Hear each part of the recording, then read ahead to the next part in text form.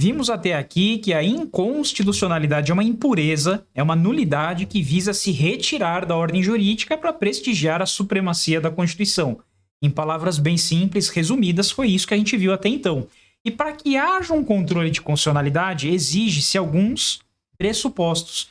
E é o que a doutrina coloca de pressupostos para o controle de constitucionalidade. Bem-vindo ao segundo bloco, vamos lá. Pressupostos. Primeiro pressuposto para que haja um controle é que haja uma Constituição Federal. O segundo pressuposto é que haja uma Constituição rígida. Lembrando da aula de classificação de constituições, alguns autores chamam a nossa Constituição de super rígida, que é uma Constituição rígida com cláusulas pétreas. Quer dizer, ela é parcialmente inalterável em razão da presença de cláusulas pétreas, mas não modifica o que a gente está falando aqui. Aí, 3. Precisamos também que essa Constituição seja suprema. E, por fim, precisamos também que exista, existência de pelo menos, na França são 2, mas no Brasil é 1, de pelo menos um órgão que exerça esse controle. No Brasil, quem exerce é o Poder Judiciário. Qualquer magistrado, inclusive no Brasil, pode exercer o controle difuso de constitucionalidade. Então, nós só podemos falar da existência de controle de constitucionalidade se existir simultaneamente Constituição Federal, Constituição que seja rígida, Constituição Suprema e que haja um órgão fazendo esse controle. Bom, essa aqui é só a parte introdutória. Agora começa verdadeiramente as intercorrências que complicam a matéria. Mas vamos tentar torná-la aqui um pouquinho mais fácil. Vamos lá. Exercer um controle de constitucionalidade é aferir se o objeto do controle está conforme o parâmetro de constitucionalidade, o parâmetro do controle de novo. Exercer um controle de constitucionalidade é verificar se o objeto do controle está conforme o parâmetro do controle. O que é isso? Veremos agora. Anotem por gentileza, é ótimo. Anotem por gentileza o parâmetro do controle. Isto é, o que se deseja preservar, vou colocar entre aspas, é uma expressão aqui mais coloquial, né? O que se deseja preservar é representado pelo chamado, agora vem a explicação, bloco de constitucionalidade. Bloco de carnaval? Não, bloco de constitucionalidade, que é composto dos seguintes elementos. O que é o chamado bloco de constitucionalidade? O bloco de constitucionalidade é composto de alguns elementos. Primeiro, Constituição Federal. Então aqui eu estou falando do texto constitucional propriamente dito. Depois, emendas constitucionais. As cento e tantas emendas constitucionais fazem parte do bloco de constitucionalidade. Pensa que eu estou falando de uma pirâmide. Embaixo eu tenho as leis infraconstitucionais, as normas supralegais, e em cima eu tenho o bloco de constitucionalidade. A Constituição, mais as suas emendas, que também são fruto do poder constituinte derivado reformador. E 3, que todo mundo esquece, tratados internacionais de direitos humanos com força de emenda constitucional, ex via artigo 5º, parágrafo 3º da CF, ou seja, a Convenção de Nova York das Pessoas com Deficiência de 2009, o Tratado de Marrakech, que fala do acesso das pessoas com deficiência visual às obras literárias de 2018, e a Convenção contra o Racismo 2021-22 também são composição do bloco de constitucionalidade. E aí vem a consequência, então, né? Ou seja, em vez de se afirmar que o controle de constitucionalidade visa garantir a Constituição Federal, é preferível afirmar que, isso é importante, que o controle de constitucionalidade visa garantir, né, o bloco de constitucionalidade. Por quê? Porque se eu tiver uma violação àqueles tratados ou às emendas constitucionais, eu também estou exercendo o controle de constitucionalidade. Então, o controle ele não está restrito apenas a violações do texto constitucional. Ele está também diante de violações das emendas e dos tratados que têm força de direitos humanos. Perfeito? Bom, então nós vimos aqui o que nós desejamos preservar. Isso vai ter uma consequência muito importante quando a gente tratar de ADPF e ADI. Por que ora se fala de não recepção e ora se fala de inconstitucionalidade em razão do momento do parâmetro e do objeto do controle? É uma posição no tempo que eu vou explicar para vocês. Agora, o que é o objeto do controle? O objeto do controle é uma ideia mais simples. O objeto do controle representa toda a produção normativa, isto é, toda lei ou ato normativo que guarde aquele caráter de abstração e generalidade, né? Toda lei ou ato normativo que ofenda o parâmetro do controle. Beleza aí? Chegamos então na seguinte conclusão. Olha só, fazer o controle, anote isso. Conceito. Fazer o controle de constitucionalidade é analisar se o objeto do controle foi produzido de acordo com um parâmetro do controle, a fim de resguardar a supremacia do bloco de constitucionalidade, ou das normas constitucionais, ou da Constituição, aqui tanto faz. Mas está claro esse conceito para vocês? O que é, então, controle? A gente chega na conclusão tendo aí praticamente 20 minutos de aula. Fazer o controle de constitucionalidade é verificar se há compatibilidade entre a produção normativa, leia-se, bloco de constitucionalidade, com o parâmetro do controle, leia-se, o bloco de constitucionalidade. Essa é a resposta para vocês. Meus amigos, até então, nós fizemos a análise da parte mais introdutória, da parte de noção geral, pressupostos, parâmetro e objeto. É assim que a lição de controle de constitucionalidade deveria começar em toda academia, faculdade, cursinho. Agora você já sabe para que serve o controle. Controle é para preservar a supremacia. Pronto. Controle faz a retirada de normas impuras, inconstitucionais, que são nulas. A qualquer tempo pode fazer o controle. Controle é verificar se o objeto do controle está de acordo com um parâmetro constitucional, leia-se o bloco de constitucionalidade. Ficou mais claro. A gente já sabe o que é, para que serve. Qual é o nosso desafio maior agora? É entender como que esse controle é exercido. Agora nós faremos o que Boaventura fala: dividir e classificar. Bom, quando eu fui escrever meu livro, eu debrucei vários livros aí sobre a mesa. Desde Virgílio Afonso, Adilâmigo Bolo, Sarmento, Gilmar Mendes, Erival Oliveira, Dirley da Cunha, Pedro Lenza, e aí fui analisando a classificação mais completa que eu poderia trazer para vocês. E eu encontrei essa daqui. Vamos lá? As diversas classificações doutrinárias do controle de constitucionalidade. Qual é a grande dificuldade? É guardar a coluna da esquerda. O que é a coluna da esquerda? Olha esse desenho que eu fiz aqui para vocês. Coluna da esquerda, meus amigos, é guardar o que está em vermelho. Quanto a, é uma linha, né?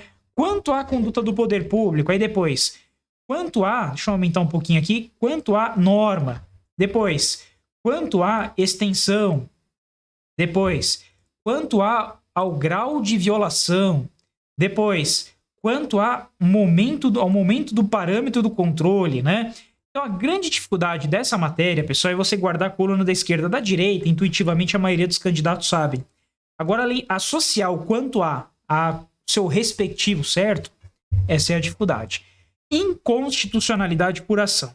Vamos lá. A primeira que você pode anotar é: de acordo com a conduta do poder público, nós podemos ter uma inconstitucionalidade por ação ou por omissão.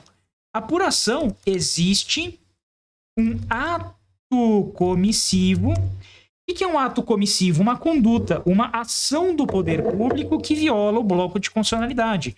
Um ato comissivo do poder público violando o bloco de constitucionalidade. É claro que eu vou dar um exemplo para vocês guardarem bem essa matéria. Por exemplo, uma lei estadual que retira a ampla defesa e o contraditório do servidor público no PAD, no procedimento administrativo disciplinar.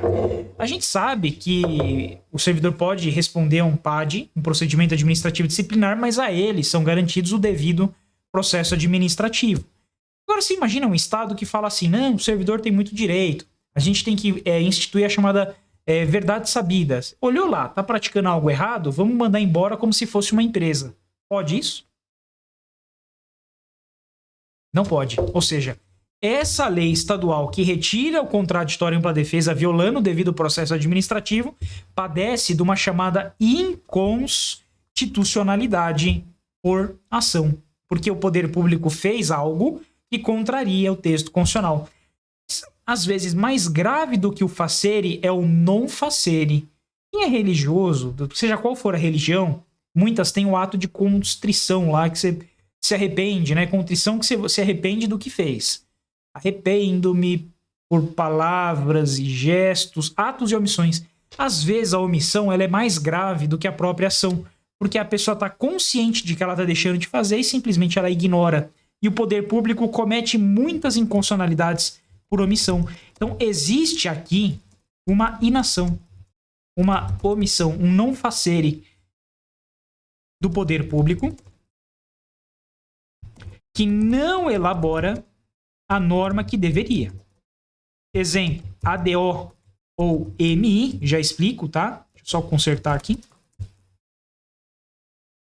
Para implementar o direito de greve do servidor público, pois falta lei específica. Nós temos um artigo na Constituição que garante que o servidor público pode exercer greve desde que nos limites de lei específica.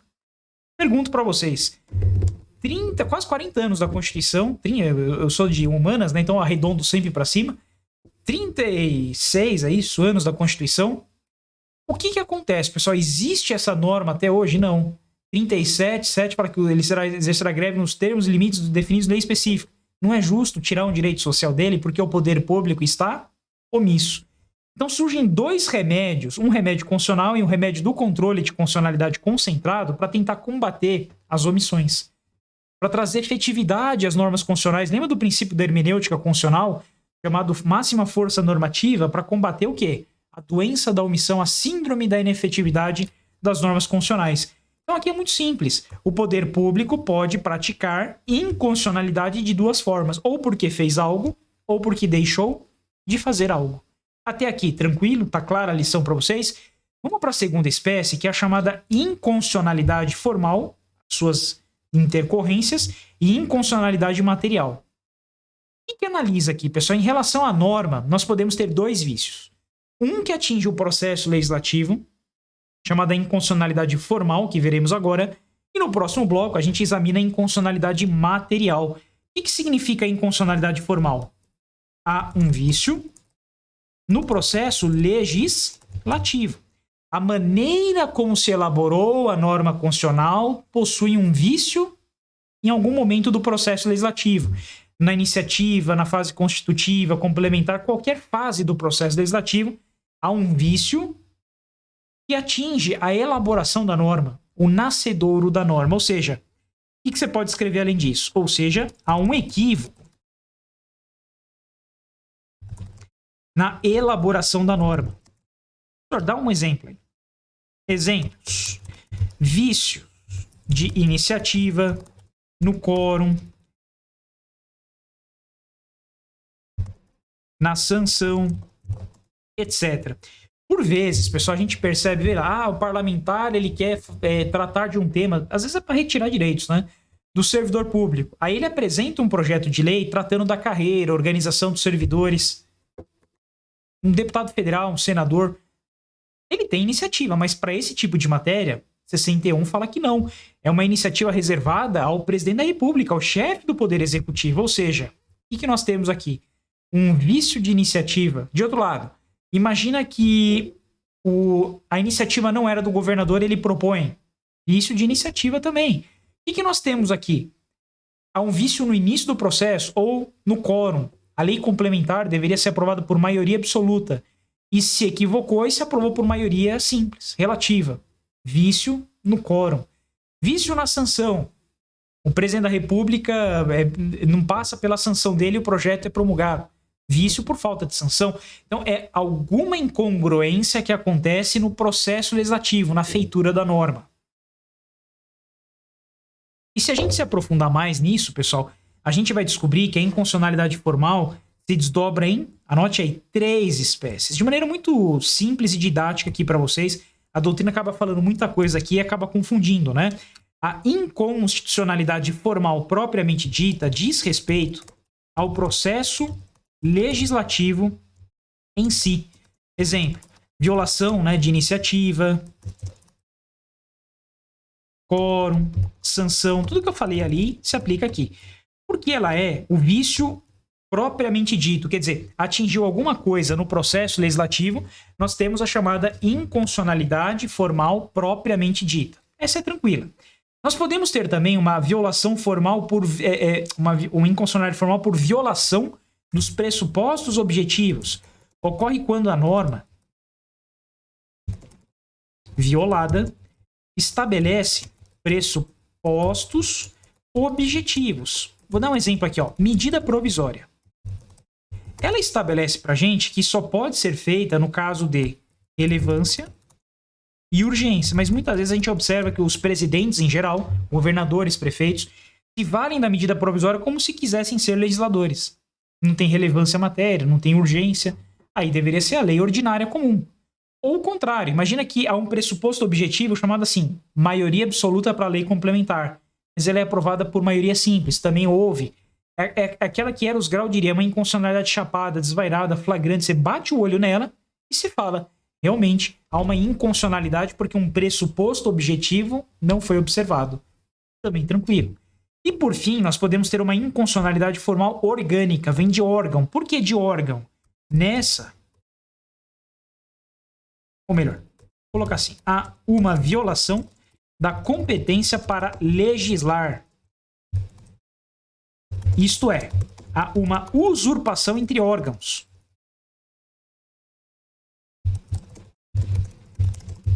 Entes. Exemplo, competência para legislar sobre processo penal. Ou melhor, vamos colocar assim de maneira mais clara. Estado legislando sobre processo penal. Vou dar um exemplo concreto. São Paulo foi o primeiro estado que quis fazer audiência virtual por videoconferência lá em 2008, antes do CPP prever. E era uma ideia ótima. A norma era 1000 maravilhas, ajudava a resolver um monte de problema. Mas segundo o artigo 22.1, o Estado de São Paulo poderia legislar sobre processo penal? Não. Ele usurpou a competência da União para tratar deste tema. Ou seja, estamos diante de uma inconstitucionalidade formal orgânica, porque um órgão, Estado, usurpou a competência de outro. E aí podemos ter 1000 hipóteses. A União legislando sobre o interesse local do município de São Paulo. Um órgão usurpando a competência de outro. Aqui é um conflito entre os próprios entes, União, Estado, Distrito Federal e municípios, que gera a chamada inconstitucionalidade formal orgânica. De outro lado, meus amigos, nós temos aqui um vício não no processo legislativo, mas no conteúdo da norma. Eu sei que eu vou estourar um pouquinho o tempo, mas vamos já colocar o conceito para não interromper o raciocínio aqui para vocês. Nessa daqui, essa ocorre diante de uma violação do conteúdo material da norma. Isto é, há um defeito na própria matéria da norma e não no seu processo de criação. Pessoal, eu já dei um exemplo aqui, eu vou voltar aqui e vou copiar o exemplo que eu acabei de falar, porque ele é o melhor exemplo que a gente pode fornecer. Imagina que a lei é perfeita, ela seguiu todo o trâmite correto, iniciativa, votação, sanção, não há nenhuma imperfeição, ela surge para o mundo jurídico, cuja a forma, o processo foi idôneo. Mas o que acontece aqui, pessoal? Nós temos uma incongruência na matéria, uma lei que retira ampla defesa contraditória. Eu estou olhando agora não para a forma como a norma foi feita, mas ao conteúdo dela, ela é inconstitucional por violar a matéria constitucional do contraditório, ampla defesa e devido processo administrativo. Tamo junto? Vamos parar aqui. A gente continua a classificação no próximo bloco. Tem bastante coisa para analisar. Espero que esteja didático, ao mesmo tempo completo, como vocês merecem. E aí, tamo junto? Nós já voltamos para o terceiro bloco.